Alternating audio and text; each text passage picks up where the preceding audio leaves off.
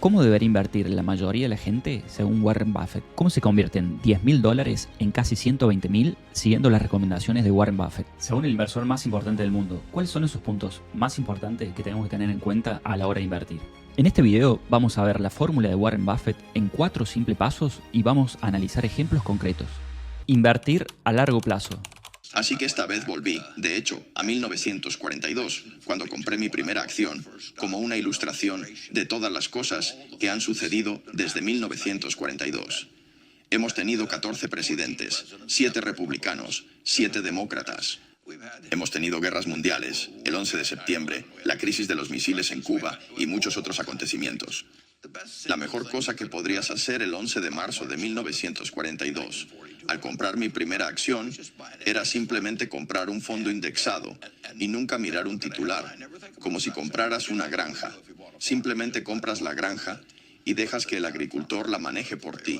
Y señalé que si hubieras puesto $10.000 en un fondo indexado que reinvirtiera los dividendos.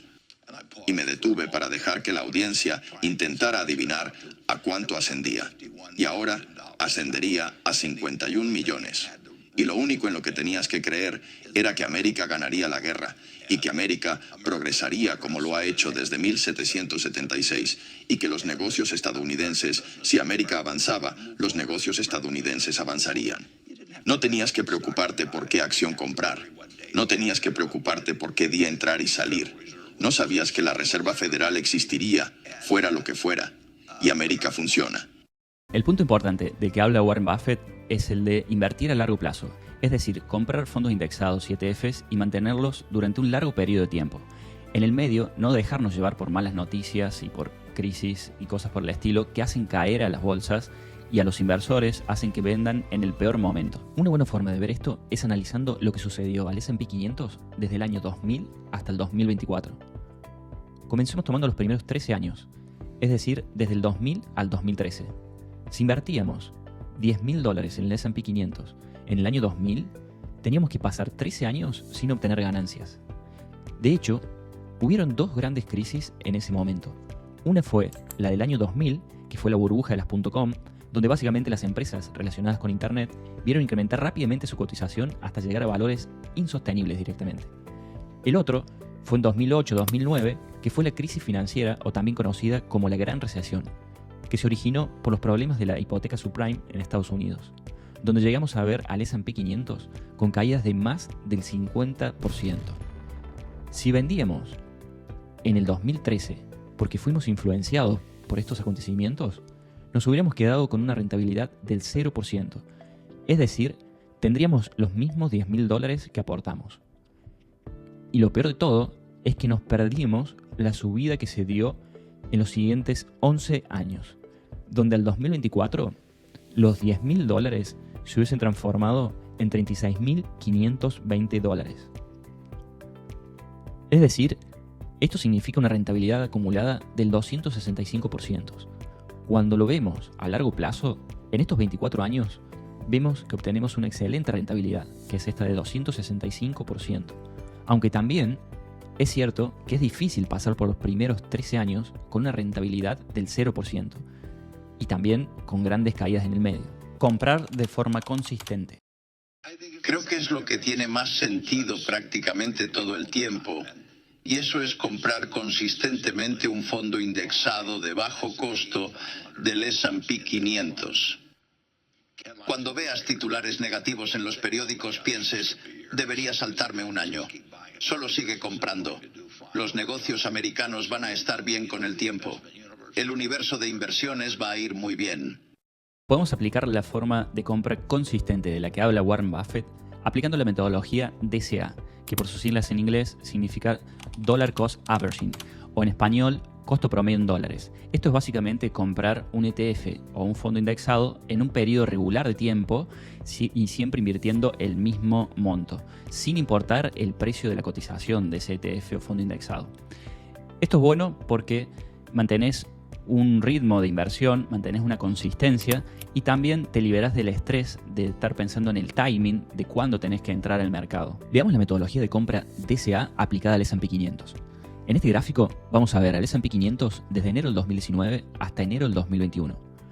Vamos a suponer que comenzamos a invertir en febrero del 2020 y vamos a hacer este ejemplo durante 5 meses. En este caso, vamos a invertir el primer día de cada mes. Por lo tanto, el primer día de febrero del 2020 hacemos la primera compra. El precio del S&P 500 estaba en $324. En la tabla de abajo vamos a ir anotando cada compra. En cada compra vamos a aportar el mismo monto, en este caso $500, por lo que podemos comprar 1.54 acciones, es decir, un poco más de una acción y media. Al pasar un mes más, es decir, al llegar a marzo, nuevamente en este primer día del mes vamos a volver a comprar $500. En este caso la cotización está a $309, por lo que podemos comprar 1.62 acciones. Acá ya podemos ver que aportando lo mismo podemos comprar más acciones. Al pasar otro mes, en abril, volvemos a comprar $500, donde nuevamente con el mismo aporte podemos comprar más acciones que los meses previos. Hacemos lo mismo en mayo, comprando a $282 y por último en junio a $305. De esta forma aplicamos la metodología comprando consistentemente el S&P 500. Por lo tanto, el precio promedio que logramos fue de $290 con 49 centavos. La suma de las 5 aportaciones fueron de $2.500 y acumulamos 8.61 acciones, es decir, un poco menos de 9 acciones.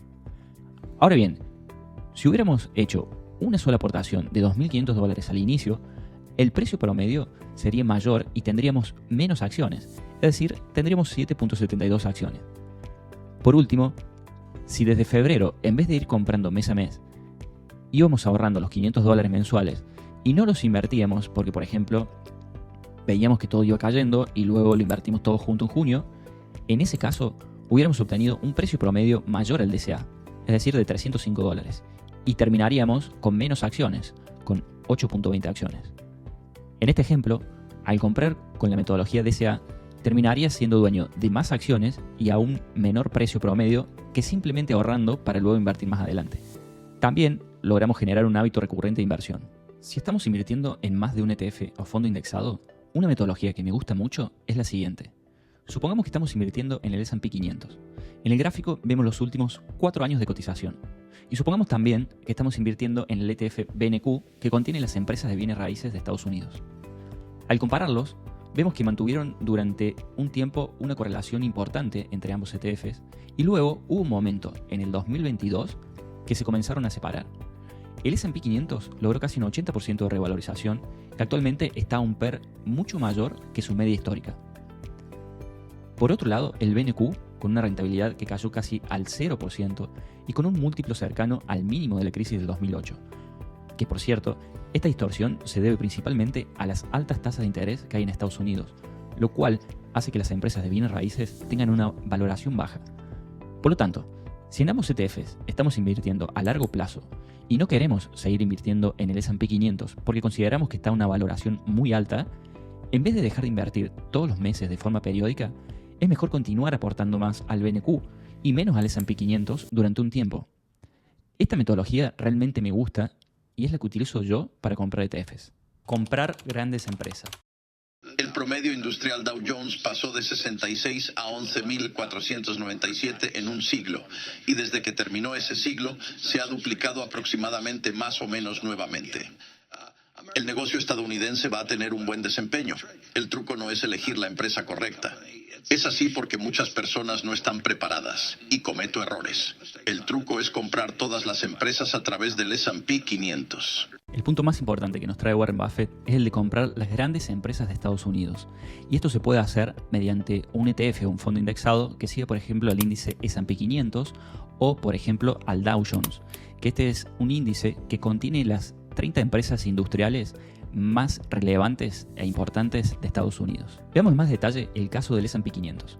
Una excelente pregunta es, ¿qué hubiera pasado si en 1993, o sea, hace 31 años atrás, invertíamos $10.000 en el S&P 500 como recomienda Warren Buffett?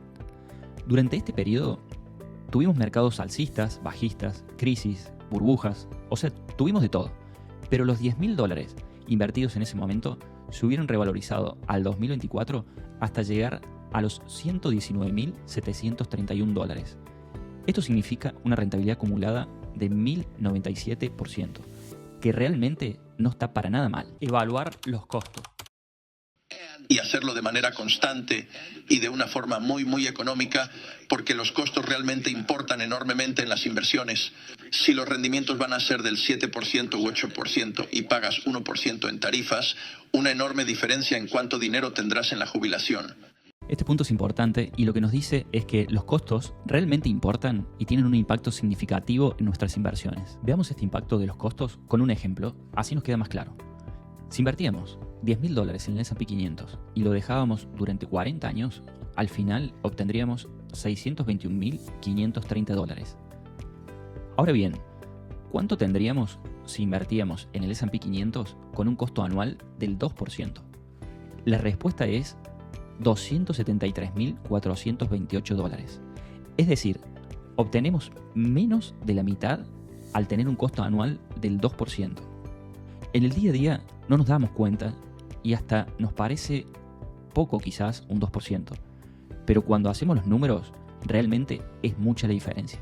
Espero que estos puntos te sirvan para mejorar tu forma de invertir. Te leo en los comentarios y nos vemos en el próximo.